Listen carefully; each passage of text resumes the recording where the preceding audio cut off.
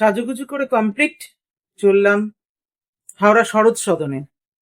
আজকে ভারতীয় নান্দনিক পরিষদের সমাবর্তন অনুষ্ঠান।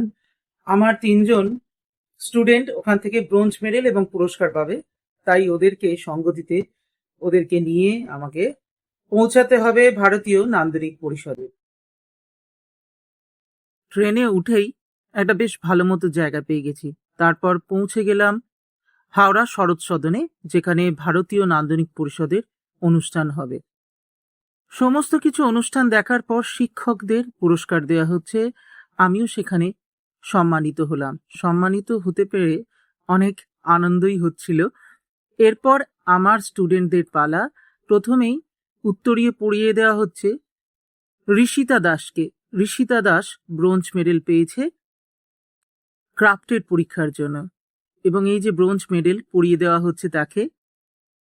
স্টুডেন্টরা যখন ভালো ফল করে এবং তার জন্য পুরস্কৃত হয়, তখন শিক্ষকদের গর্বের কোনো ভাষা থাকে না বা কথা বলার কোনো ভাষা থাকে না। এরপর প্রিয়াংশু প্রামাণিক, এও কিন্তু আঁকার জন্য ব্রোঞ্জ মেডেল পাচ্ছে। অসাধারণ ছবি আঁকে, ভীষণ ভালো ছবি আঁকে। এবং স্বাগত কেশ যাচ্ছে, এ কিন্তু পেয়েছে 5ম বর্ষে পরীক্ষার জন্য ব্রোঞ্জ মেডেল। স্বাগত কেশকে যিনি পুরস্কার তুলে দিচ্ছেন, তিনি ভারতীয় নান্দনিক পরিষদের কর্ণধার এবং প্রাণপুরুষ মনোরঞ্জন সাহা মহাশয়।